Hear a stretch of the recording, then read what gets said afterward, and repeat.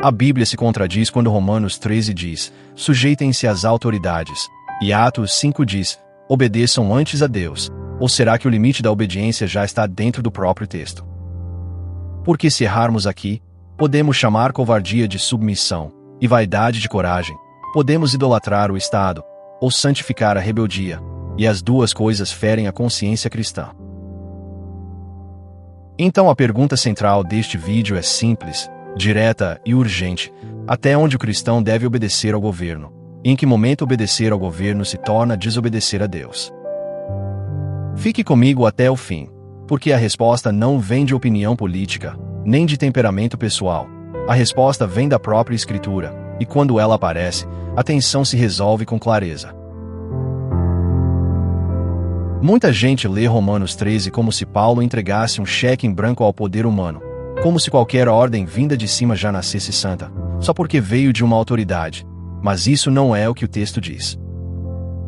E muita gente lê Atos 5 como se Pedro estivesse autorizando uma rebeldia permanente, como se bastasse eu discordar de uma regra, para eu carimbar minha vontade com o nome de Deus, mas isso também não é o que o texto diz. Entre esses dois abusos, existe um caminho estreito, reverente e firme, e é exatamente esse caminho que a palavra revela. Então, antes de responder com slogans, nós precisamos ouvir o peso de cada passagem no seu próprio lugar, e deixar a Bíblia falar com a Bíblia. Comecemos em Romanos 13, porque é ali que muitos se apoiam para dizer: o cristão sempre obedece, sem questionar, sem distinguir, sem pesar consciência. Mas quando Paulo escreve Romanos 13, versículos 1 e 2, ele diz que todos devem sujeitar-se às autoridades governamentais, porque não há autoridade que não venha de Deus, e as autoridades que existem foram por ele estabelecidas. Por isso aquele que se rebela contra a autoridade está se colocando contra o que Deus instituiu. Isso é forte. Isso corta a arrogância humana. Isso confronta o espírito anárquico que despreza toda a ordem. O cristão não nasce para amar o caos. Ele não glorifica a desordem. Ele não trata governo como inimigo automático, porque Deus é Deus de ordem, e não de confusão. Mas perceba, Paulo não está divinizando governantes. Paulo está afirmando que a própria estrutura de autoridade, em sua função legítima, existe debaixo da soberania de Deus.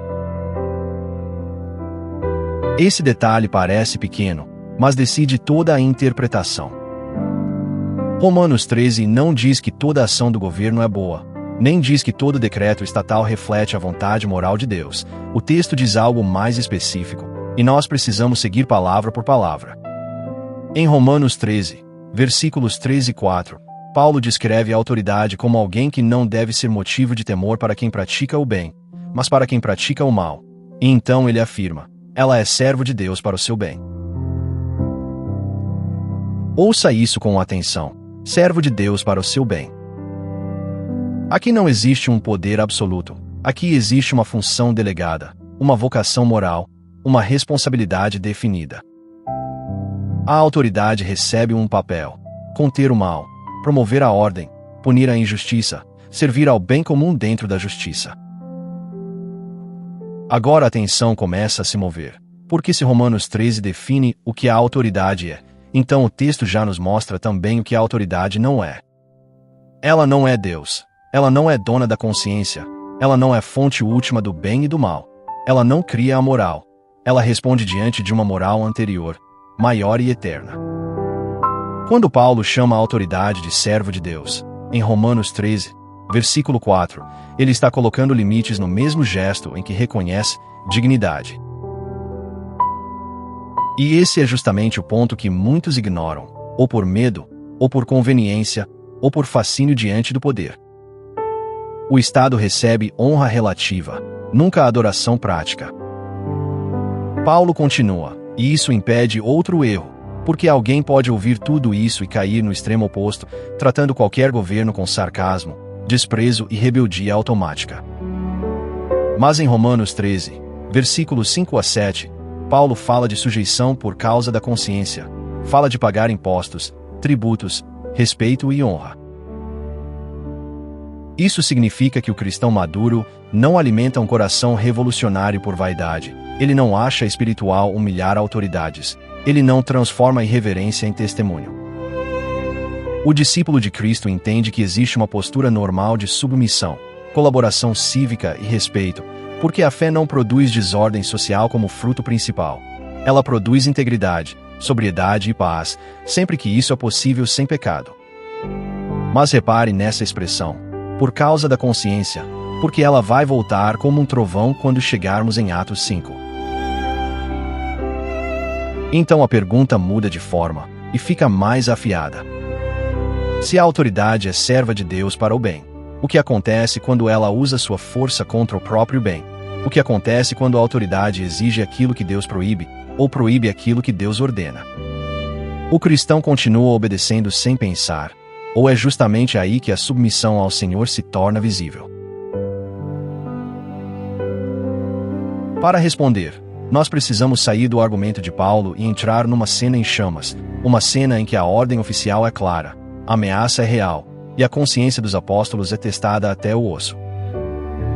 Em Atos 5, versículos 27 a 29, os apóstolos estão diante do Sinédrio, a corte religiosa, o centro de autoridade judaica, o lugar onde vozes tremem, onde decisões pesam, onde homens podem intimidar só com a postura. Eles são trazidos e colocados de pé perante o conselho, e o sumo sacerdote fala com acusação direta: nós lhes demos ordens expressas para que não ensinassem nesse nome, e ainda assim vocês encheram Jerusalém com a doutrina de vocês. A ordem está na mesa, a proibição está declarada, o alvo da censura é o nome de Jesus. Não é uma questão de etiqueta, não é uma divergência administrativa, não é um detalhe secundário. A autoridade está tentando silenciar aquilo que o Cristo ressurreto mandou proclamar. Sinta o peso dessa hora. Aqueles homens sabem que a estrutura diante deles tem poder real para açoitar, prender e humilhar. Eles não falam protegidos pelo conforto da abstração. Eles falam com risco. E mesmo assim, em Atos 5, versículo 29, Pedro e os outros apóstolos respondem: é preciso obedecer antes a Deus do que aos homens. Essa frase não explode como um grito de orgulho, ela sobe como um veredito de consciência.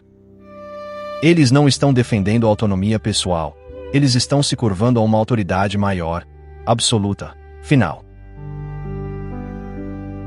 E aqui o conflito fica transparente. A autoridade humana cruzou sua esfera, invadiu o terreno da obediência devida somente ao Senhor, e por isso ela encontra um limite. Note o que está acontecendo, porque esse detalhe salva a igreja de muitos abusos. Os apóstolos não resistem porque estão irritados com a instituição. Eles não resistem por ideologia. Eles não resistem por gosto de confronto. Eles resistem porque receberam uma ordem anterior e superior do próprio Cristo: anunciar arrependimento, anunciar o nome, anunciar a ressurreição.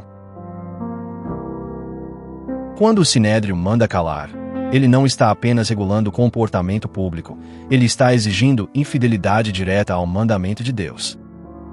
E nesse ponto, obedecer aos homens seria desobedecer a Deus. É exatamente aqui que a tensão com Romanos 13 começa a se resolver. Porque Romanos 13 descreve a postura normal do cristão diante da autoridade legítima em sua função ordenadora, enquanto Atos 5 revela a exceção moral, o momento em que a autoridade deixa de agir como serva de Deus para o bem, e tenta ocupar o lugar do Senhor sobre a consciência. Essa não é uma contradição, essa é uma hierarquia. Deus estabelece autoridades humanas, mas Deus nunca abdica da autoridade suprema. Deus delega poder, mas não transfere sua glória. Deus ordena submissão civil, mas não autoriza idolatria política. Então a Bíblia não está dizendo duas coisas opostas, ela está dizendo uma coisa completa. O cristão obedece ao governo em tudo que pertence à esfera legítima do governo, e resiste quando obedecer ao governo exige infidelidade ao Senhor. Mas ainda precisamos apertar mais, porque muita confusão nasce justamente aqui. Alguém pode dizer: então basta eu achar que algo está errado, e pronto, eu me declaro em resistência santa. Mas isso não é o princípio bíblico, isso é o batismo religioso da vontade própria. O limite da obediência não é quando eu discordo, não é quando eu me sinto contrariado, não é quando uma decisão pública me irrita. O limite aparece quando sou compelido a pecar, quando sou proibido de obedecer a Deus, quando sou pressionado a chamar mal de bem, quando o evangelho deve ser calado, quando a consciência é arrancada de Cristo e entregue ao medo humano.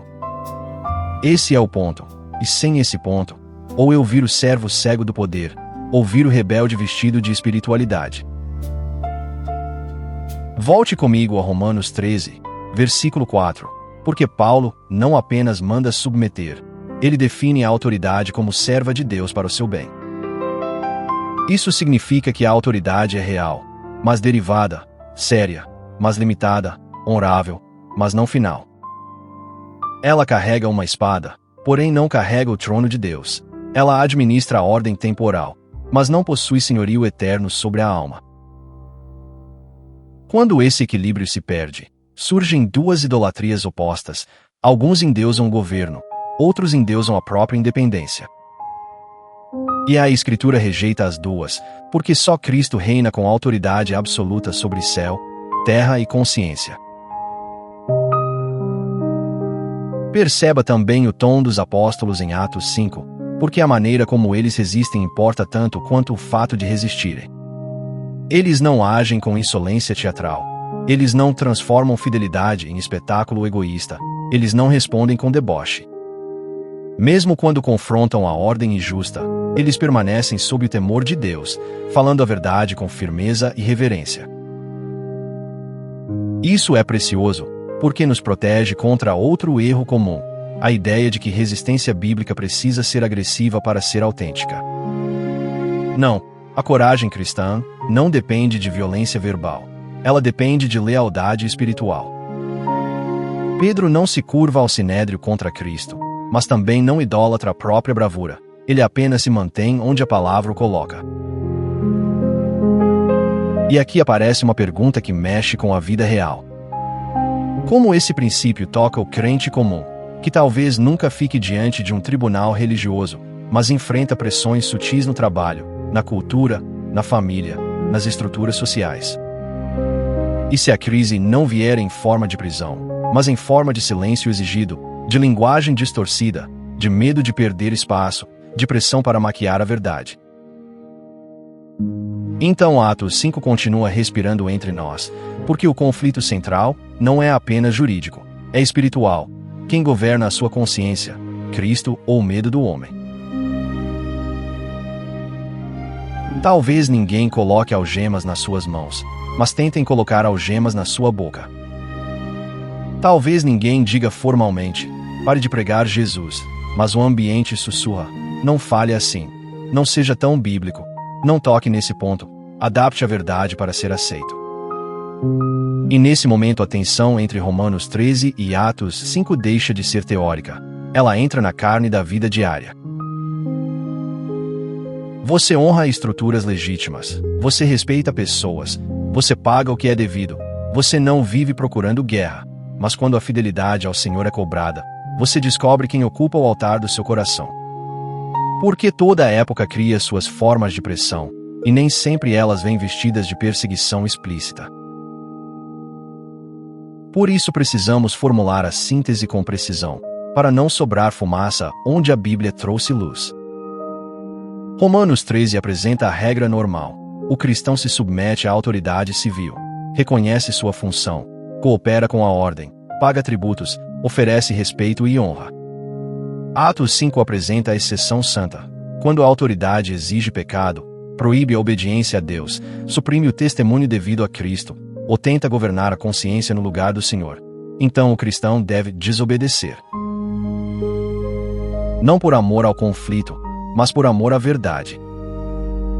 Não por orgulho pessoal, mas por submissão superior. Essa é a resposta bíblica, e ela é ao mesmo tempo sóbria e explosiva. Agora deixe-me mostrar o erro comum com toda clareza, porque muitos usam Romanos 13 para paralisar a fidelidade. Dizem, se a autoridade mandou, acabou, questione nada, resista nunca, suporte tudo, cale sempre. Mas isso desmente o próprio testemunho apostólico em Atos 5, versículo 29, onde homens cheios do Espírito ficam diante de uma ordem oficial e dizem: é preciso obedecer antes a Deus do que aos homens. Se Romanos 13 significasse obediência irrestrita, Pedro estaria em pecado ao responder assim. Mas a Escritura não acusa Pedro, a Escritura o apresenta como fiel. Então a leitura de cheque em branco já cai por terra. Do outro lado, muitos usam Atos 5 para justificar um espírito de resistência constante, como se toda discordância política pudesse ser santificada com um versículo. Mas isso ignora Romanos 13, versículos 5 a 7, onde Paulo manda sujeição por causa da consciência, pagamento de impostos, tributo, respeito e honra. O cristão bíblico não vive inflamado por desprezo, ele não transforma a irritação em martírio, ele não faz do próprio ego uma bandeira de liberdade espiritual. Atos 5 não autoriza rebeldia carnal, ele exige fidelidade quando a linha vermelha da obediência a Deus é cruzada. Sem essa distinção, muitos chamam carne de convicção e chamam birra de coragem. Observe ainda um ponto profundo. Em Romanos 13, Paulo escreve sobre um império que não é santo, que não é cristão, que não é moralmente puro. Ainda assim ele ordena uma postura de submissão civil, porque a legitimidade básica da autoridade não depende da perfeição moral de todo governante, depende da ordenação providencial de Deus sobre a estrutura. Isso impede que o cristão só respeite o governo quando gosta dele. Mas Atos 5 impede o outro extremo, a ideia de que a imperfeição do governante nunca importa moralmente. Importa sim, quando a autoridade exige infidelidade ao Senhor. Ela encontra sua fronteira. Então nem romantizamos o poder, nem demonizamos toda a autoridade. Nós discernimos biblicamente. E esse discernimento é mais difícil do que slogans, porque ele exige consciência formada pela palavra. O coração humano ama soluções fáceis, ou entrega tudo ao poder para evitar custo, ou briga contra tudo para se sentir valente. Mas a Bíblia nos chama a algo mais maduro, mais custoso e mais santo, submissão humilde quando possível, resistência fiel quando necessária. E as duas coisas podem exigir sofrimento. Às vezes é difícil obedecer a uma autoridade legítima quando ela nos contraria, e às vezes é ainda mais difícil desobedecer a uma autoridade legítima quando ela nos ameaça. Por isso esse tema não é sobre temperamento, é sobre senhorio, quem é o Senhor. Quando Pedro fala em Atos 5, versículo 29, ele não está inventando um princípio novo, ele está vivendo a realidade mais antiga da fé bíblica. Deus é Deus, e nenhum homem ocupa seu lugar. Toda autoridade humana é empréstimo, só a autoridade divina é essência. Todo trono terreno é temporário, só o trono do Senhor é eterno.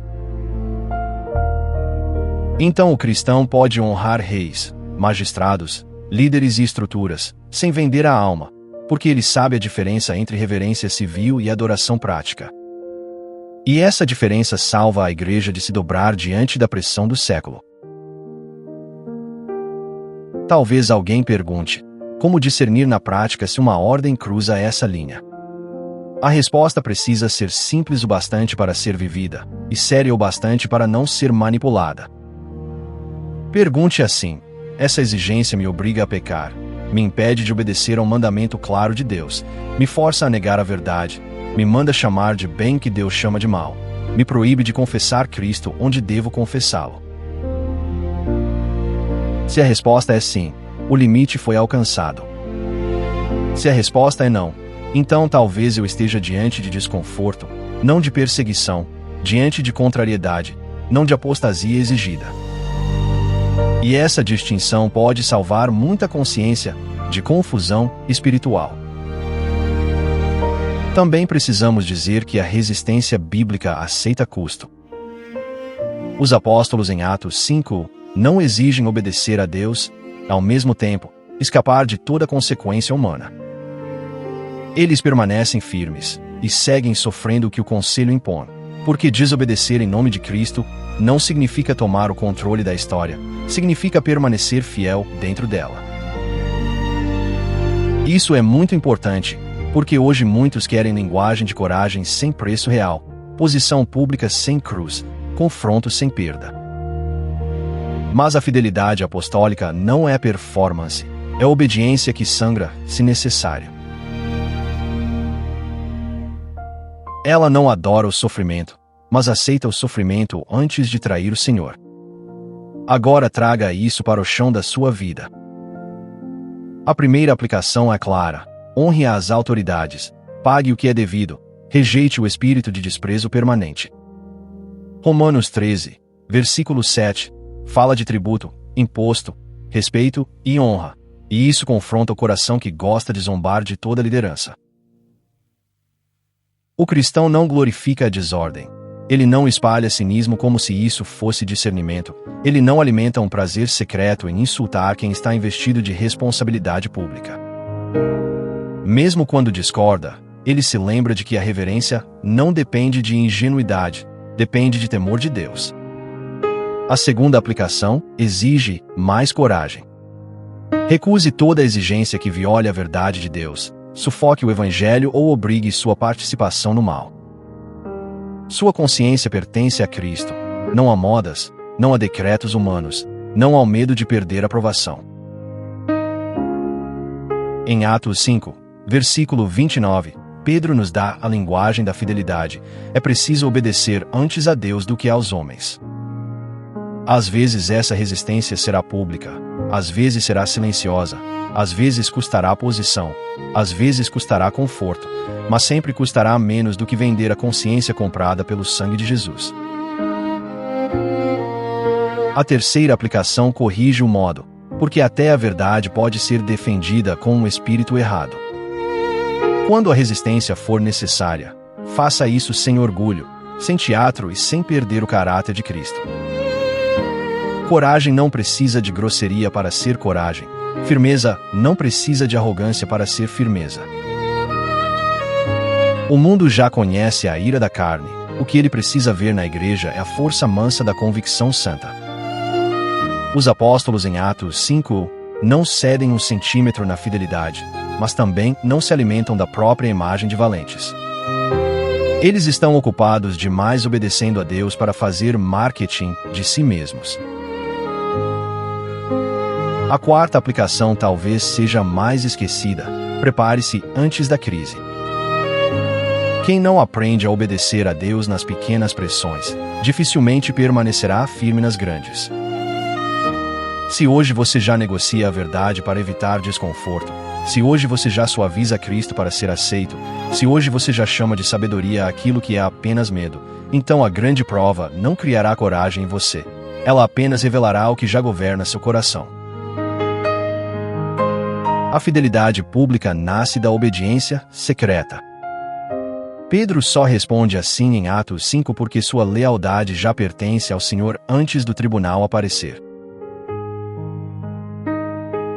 E aqui chegamos ao veredito espiritual. O cristão deve obedecer ao governo como autoridade instituída por Deus em sua esfera legítima, mas deve desobedecer quando o governo exige pecado, proíbe a obediência a Deus, cala o Evangelho ou tenta tomar o lugar do Senhor sobre a consciência. Essa é a síntese de Romanos 13 com Atos 5. Essa é a harmonia da Escritura. Essa é a resposta para a nossa pergunta central. Não existe contradição entre os textos, existe ordem, hierarquia e limite santo. Agora olhe para o espelho, porque essa história antiga é também a sua história. Talvez o seu sinédrio hoje não use túnicas, talvez ele use crachá, contrato, influência, opinião pública, intimidação cultural ou até pressão familiar. Talvez a voz que tenta mandar em sua consciência não venha de um tribunal religioso, mas de um sistema que tolera a religião silenciosa e rejeita a verdade de Cristo quando ela confronta o pecado. E então a mesma pergunta retorna: quem governa você? Porque se Jesus é Senhor apenas quando não custa nada, então não é senhorio, é conveniência. Mas se ele é o Cristo ressuscitado, então nenhum trono humano possui sua lealdade final. Você não resiste para provar força. Você permanece fiel porque Jesus ressuscitou, reina sobre todo o trono e comprou sua consciência com sangue. O Estado pode taxar seu bolso, mas não pode possuir sua alma. A cultura pode pressionar sua imagem, mas não pode reescrever a verdade de Deus. Homens podem ameaçar seu conforto, porém não podem destronar o Cordeiro. E quando essa visão enche o coração, a submissão deixa de ser servidão cega, e a resistência deixa de ser orgulho carnal. Tudo encontra seu lugar debaixo do Rei verdadeiro. Então eu quero te convidar a uma resposta simples e profunda. Peça ao Senhor uma consciência limpa, firme e ensinável. Peça livramento tanto da covardia religiosa quanto da rebeldia disfarçada de zelo. Peça que Romanos 13 forme em você respeito verdadeiro, e que Atos 5 forme em você coragem verdadeira. Porque a Igreja de Cristo precisa das duas coisas: humildade para se submeter quando deve, e firmeza para resistir quando precisa. E só o Espírito Santo pode produzir esse equilíbrio sem nos jogar em um dos extremos. Se essa palavra falou com você, ore comigo no seu coração. Senhor, ensina-me a honrar toda autoridade legítima, e livra-me de me curvar a qualquer autoridade idólatra. Dá-me sabedoria para discernir o limite, coragem para pagar o preço da fidelidade, e mansidão para nunca confundir tua verdade com meu orgulho. Firma minha consciência em Cristo, para que eu obedeça aos homens sem trair teu nome, e resista aos homens sem perder teu caráter. Em nome de Jesus. Amém. E se este vídeo te ajudou a entender a verdade por trás de Romanos 13 e Atos 5, compartilhe com alguém que precisa dessa clareza, porque muita gente está sofrendo entre medo e confusão, sem perceber que a própria Escritura já respondeu. Escreva nos comentários: minha consciência pertence a Cristo, porque declarar isso com reverência é lembrar quem realmente reina. E permaneça em palavra pura, onde a dúvida real encontra a resposta bíblica, e onde a verdade não é usada para ferir, mas para libertar, fortalecer e conduzir você mais perto de Jesus.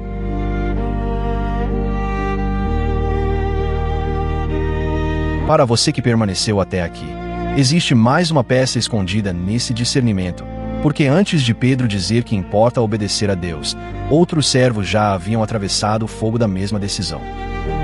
E talvez nenhuma cena mostre isso com tanta nitidez quanto a planície de Dura, onde o poder político tentou transformar reverência civil em adoração, e 3 homens revelaram que submissão ao império termina exatamente onde começa a idolatria. O cenário se abre em Babilônia com brilho intimidante e peso de império.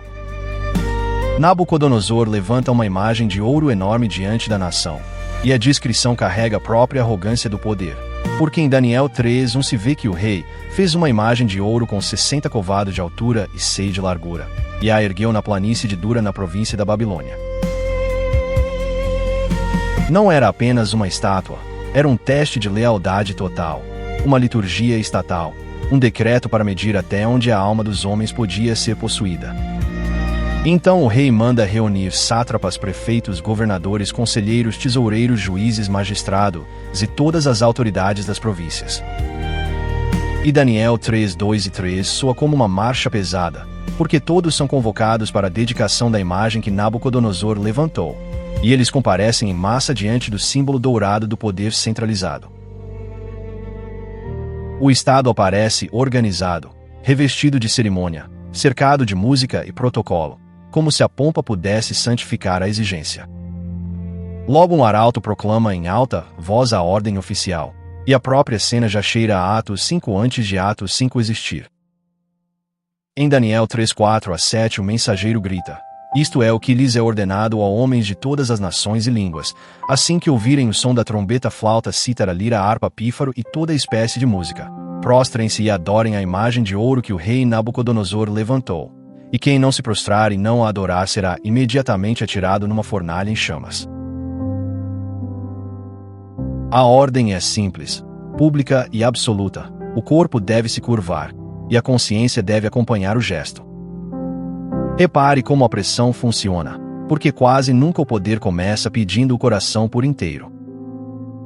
Primeiro ele pede um gesto, depois chama o gesto de lealdade, depois transforma a lealdade em culto, e então pune qualquer um que se recuse a chamar criatura de Senhor. Por isso a multidão ao ouvir a música se prostra.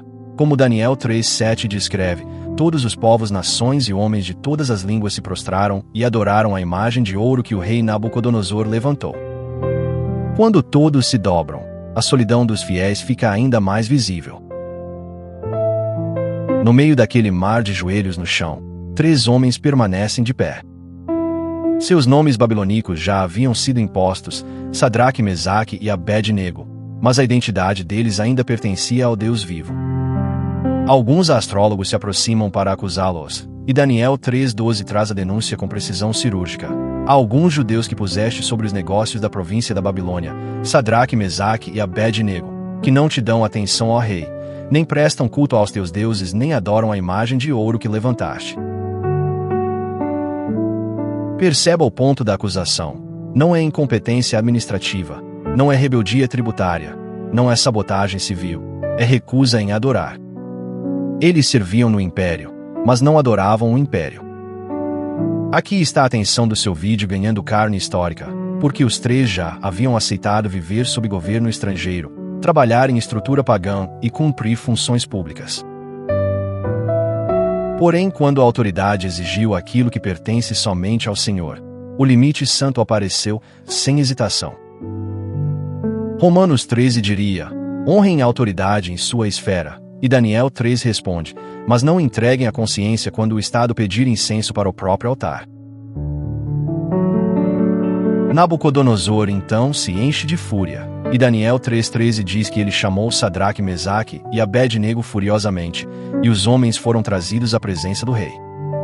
A cena é quase íntima agora, porque o poder central quer olhar nos olhos daqueles que ousaram não acompanhar o coro. E o rei oferece uma nova chance, como se a misericórdia dele fosse suficiente para substituir a verdade de Deus. Em Daniel 3:14 e 15, Nabucodonosor pergunta: é verdade, Sadraque, Mesaque e Abed-nego, que vocês não prestam culto aos meus deuses nem adoram a imagem de ouro que levantei? Agora, quando ouvirem novamente o som da trombeta, flauta, cítara, lira, harpa, pífaro e toda espécie de música, se estiverem prontos para prostrar-se e adorar a imagem que fiz, muito bem. Mas se não a adorarem, serão atirados imediatamente numa fornalha em chamas. Então que Deus poderá livrá-los das minhas mãos. Ouça essa última frase, porque ela concentra o veneno do poder idólatra, que Deus poderá livrá-los das minhas mãos. Quando o governante fala assim, ele não está apenas exigindo ordem pública, ele está disputando o lugar de Deus no imaginário dos homens. A resposta dos 3 é uma das mais limpas da Bíblia inteira. Não há teatro, não há histeria, não há autopromoção, há apenas clareza reverente. Daniel 3:16 começa assim: Sadraque, Mesaque e Abed-nego responderam ao rei: ó Nabucodonosor, não precisamos defender-nos diante de ti. Isso não é insolência, isso é consciência descansada, porque quem já decidiu diante de Deus não precisa improvisar diante de homens. Então vem a confissão que atravessa os séculos. Em Daniel 3:17 e 18 eles dizem: se formos atirados na fornalha em chamas, o Deus a quem prestamos culto pode livrar-nos, e ele nos livrará das suas mãos, ó rei. Mas se ele não nos livrar, saiba, ó rei, que não prestaremos culto aos teus deuses nem adoraremos a imagem de ouro que levantaste. Aqui a fidelidade alcança sua forma mais pura, porque eles não obedecem para garantir livramento, eles obedecem porque Deus continua sendo Deus mesmo se o livramento não vier. Guarde essa frase no centro da alma: mas se ele não nos livrar. Muita gente aceita resistir enquanto imagina desfecho confortável, porém a fé bíblica permanece firme mesmo quando a obediência pode custar o corpo, a posição e o futuro. Os 3 homens não negociam um meio termo, não dizem adoraremos por fora e permaneceremos fiéis por dentro. Não dizem é só um gesto político, sem significado espiritual. Eles entendem que o corpo ajoelhado diante do ídolo já seria uma mentira oferecida com a própria carne. Nabucodonosor reage como todo poder ferido em seu orgulho. Daniel 3,19 diz que o rosto dele se alterou contra Sadraque, Mesaque e Abed-nego, e ele ordenou aquecer a fornalha 7 vezes mais do que de costume. A tirania sempre aumenta a temperatura quando encontra uma consciência que não pode comprar. Então alguns dos soldados mais fortes amarram os 3 homens e os lançam dentro da fornalha em chamas, como Daniel 3,20 descreve com a dureza da cena. A violência se intensifica tanto que Daniel 3,22 diz que a ordem do rei era tão urgente e a fornalha tão quente que as chamas mataram os soldados que levaram Sadraque, Mesaque e Abed-nego. E Daniel 3,23 conclui: e estes 3 homens firmemente amarrados caíram dentro da fornalha em chamas. É como se a narrativa quisesse nos fazer sentir o peso do preço, porque a desobediência santa não é slogan, ela cai no fogo real. Mas exatamente ali, onde o império imagina ter a palavra final, o Senhor entra em cena sem pedir licença ao trono humano. Daniel 3:24-25 muda o ar inteiro do relato, porque o rei Nabucodonosor levantou-se alarmado e perguntou aos seus conselheiros: não foram 3 os homens que amarramos e lançamos no fogo? Responderam: certamente, ó rei. E ele disse: olhem, estou vendo 4 homens desamarrados andando no fogo sem nenhum ferimento, e o quarto se parece com o filho dos deuses. O rei havia perguntado: que Deus poderá livrá-los das minhas mãos? E agora ele próprio vê que existe alguém no fogo que o poder dele não pode alcançar. Que imagem gloriosa para quem luta com Romanos 13 e Atos 5. Deus não promete que toda resistência fiel evitará a fornalha, mas mostra que nenhuma fornalha poderá separar seus servos da sua presença. O poder humano consegue lançar corpos no fogo, porém não consegue expulsar o Senhor do meio das chamas. O Estado pode cercar, prender, ameaçar e aquecer a fornalha, mas não pode impedir o santo de andar com os seus no centro da prova. Nabucodonosor, então, se aproxima da abertura da fornalha e clama. Daniel 3:26 registra: Sadraque, Mesaque e Abed-nego, servos do Deus Altíssimo, venham aqui. Repare na ironia santa da cena. Aquele que exigiu adoração agora confessa com a própria boca que eles são servos do Deus Altíssimo. Eles saem do fogo e as autoridades se reúnem ao redor deles. O texto desacelera para que ninguém perca um milagre concreto. Daniel 3:27 diz que viram que o fogo não tinha tido poder algum sobre o corpo deles, nem um fio de cabelo da cabeça tinha sido chamuscado, suas roupas não estavam queimadas e não havia cheiro de fogo neles. Isso é mais do que livramento físico, isso é um sermão visível sobre soberania. Quando Deus decide sustentar seus servos, a chama conhece seu limite, a fumaça conhece sua fronteira, e o império descobre que sua ameaça nunca foi absoluta.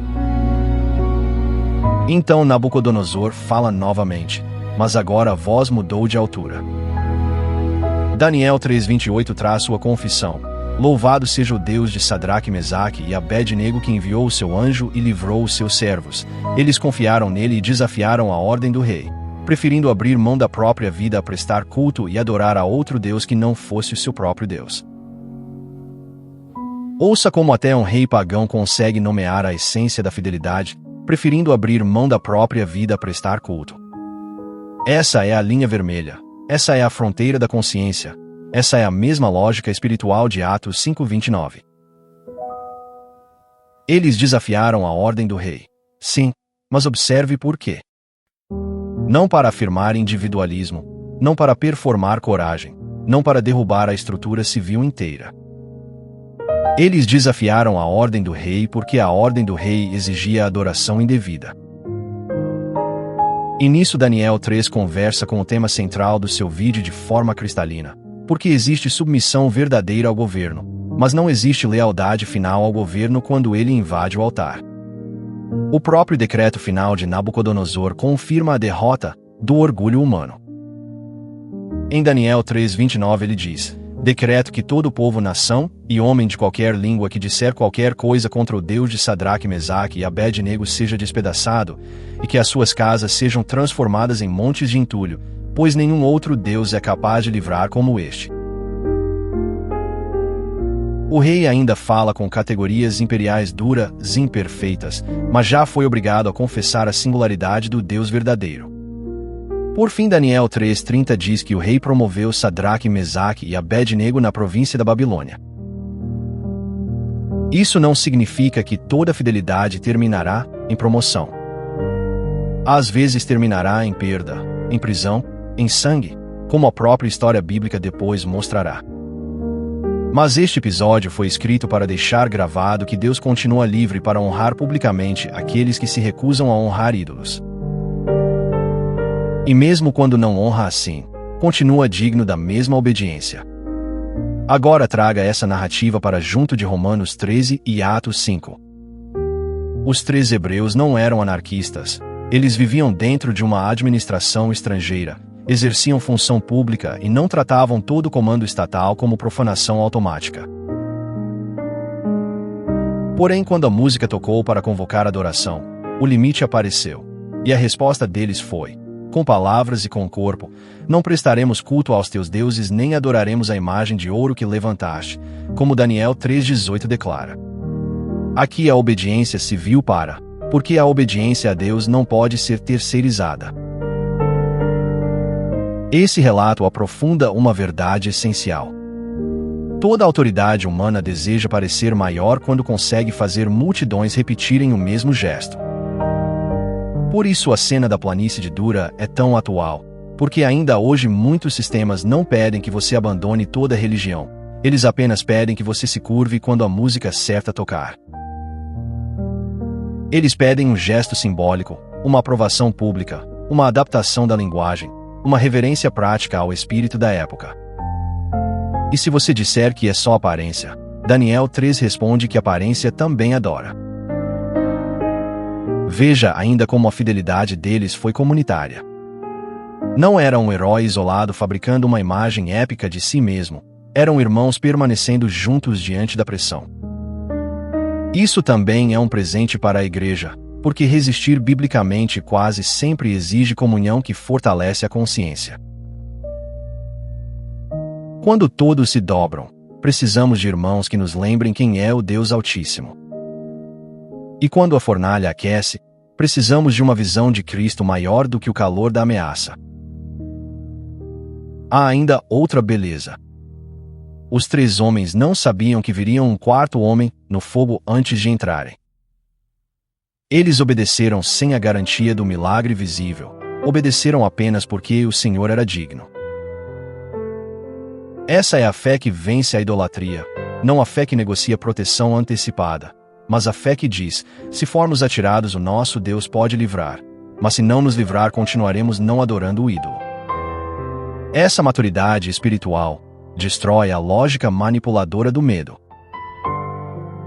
Talvez essa seja a palavra escondida que alguém precisava ouvir agora. Você pode estar diante de uma música cultural que toca todos os dias, convidando sua alma a se ajoelhar discretamente diante da aprovação dos homens. Pode ser no trabalho, na universidade, na família, na esfera pública ou no silêncio de escolhas que ninguém vê. E a tentação sussurra que um pequeno gesto não importa, que uma pequena concessão não conta, que o Senhor entenderá a dobra do joelho se o coração permanecer reservado. Mas Daniel 3 insiste que o corpo do fiel também pertence a Deus. Ao mesmo tempo, essa história impede um erro diferente. Ela não ensina você a procurar fornalhas por vaidade, nem a transformar toda a oposição em narrativa de martírio. Os 3 não fabricaram conflito, o conflito veio quando o decreto exigiu adoração. Eles não quebraram a estátua, não insultaram o rei, não chamaram o povo para a revolta. Apenas ficaram de pé quando o pecado exigia joelhos no chão.